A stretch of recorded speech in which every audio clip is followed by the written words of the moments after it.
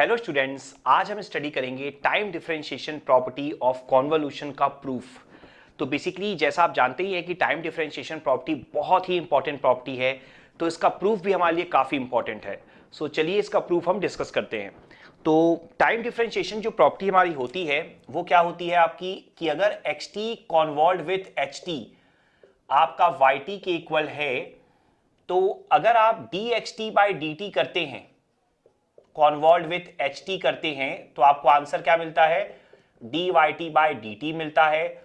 अगर आप d x t by d t करें, साथ ही साथ d h t by d t करें, तो आपको आंसर क्या मिलता है, d square y t upon d t square.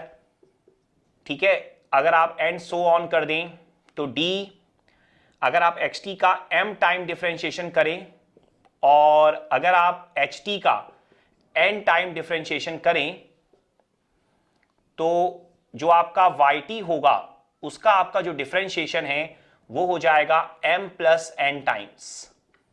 Point clear है अच्छे से? तो जितनी बार आपको लेफ्ट हैंड साइड में डिफरेंशिएशन दिखाई देगा उतनी बार ही आपको राइट हैंड साइड में भी डिफरेंशिएशन दिखाई देगा। अगर आप एक बार करेंगे तो एक बार होगा, अगर आप दोनों को एक एक बार करेंगे तो दो बार होगा। ठीक है, तो ये प्रॉपर्टी हमारे लिए बहुत इंपॉर्टेंट तो है ही, इसका यूज तो हम सेपरेट वीडियो में देख चुके हैं और आगे भी देखने वाले हैं, लेकिन यहां पर आज मैं सिर्फ इसका प्रूफ डिस्कस करने वाला हूं। अब अगर यहां पर मैं आपके लिए प्रूफ शो करूं तो ध्यान से समझिएगा। देखिए, आपको पता है कि जो वाई टी होता है उसे आप कैसे लिख सकते हैं, माइनस इंफिनिटी से plus infinity x of t minus tau h tau d tau, ये आपको पता है। चाहे तो आप x tau into H of t minus tau भी लिख सकते हैं, जो आपको अच्छा लगे वैसे आप लिखिए, लेकिन मैंने प्रूफ के अकॉर्डिंग यहां पर इस तरीके से लिया है। ठीक है, तो आपको भी जज करना आना चाहिए। तो अगर आप यहां पर d y t upon d t लेकर चले तो देखिए क्या होगा, माइनस इंफिनिटी से प्लस इंफिनिटी। ठीक है, x of t minus tau h tau d tau, और बाहर आप क्या लिख देंगे, बाहर लिख देंगे डी बाई डी टी, क्योंकि आपको वाई टी का डिफरेंशिएशन करना है। अब ध्यान से मेरी बात सुनिएगा। देखिए, ये जो इंटीग्रेशन हो रहा है वो किसके रेस्पेक्ट में हो रहा है, टाउ के, और ये डिफरेंशिएशन किसके रेस्पेक्ट में है, टी के। तो जो टी वाले टर्म्स रहेंगे वो टाउ के रेस्पेक्ट में कांस्टेंट होंगे, और आप जानते हैं कि कांस्टेंट को इंटीग्रेशन के अंदर ले जाएं या बाहर कर दें कोई फर्क नहीं पड़ता है। पॉइंट क्लियर हो रहा है ना अच्छे से? तो चूंकि यहां टाउ के रेस्पेक्ट में इंटीग्रेशन है, इसलिए आप टी को अंदर ले जा सकते हैं। तो आप क्या लिख सकते हैं, D by d T x of t minus tau h tau d tau. इस पे आपको कोई प्रॉब्लम नहीं होगी। अब आप इसे देखिए, इसे मैं क्या लिख सकता हूं, माइनस इंफिनिटी से plus infinity D by d T x of t minus tau. इसे हम क्या लिख पाएंगे, देखिए इसे आप लिख पाओगे x dash T minus tau. अगर मैं डिफरेंशिएशन को इस तरीके से रिप्रेजेंट कर दूं तो आप ऐसे लिख सकते हो। आप देख लो ध्यान से, आपको यह पॉइंट समझनी होगी कि यहां पर x of t minus tau है और आप t के रेस्पेक्ट में कर रहे हो, तो differentiation of x t minus tau with respect to t हमने क्या लिखा है, x dash t minus tau. ये पॉइंट क्लियर हो गया अच्छे से? अब आप देखो ध्यान से, ये जो आंसर आया है वो किसका आया है, y डैश t का आया है, मतलब dy t बाई dt का आया। आप देख लो, आप dy t बाई dt को सॉल्व कर रहे हो, तो dy t बाई dt का आंसर जो आया है वो ये आया है।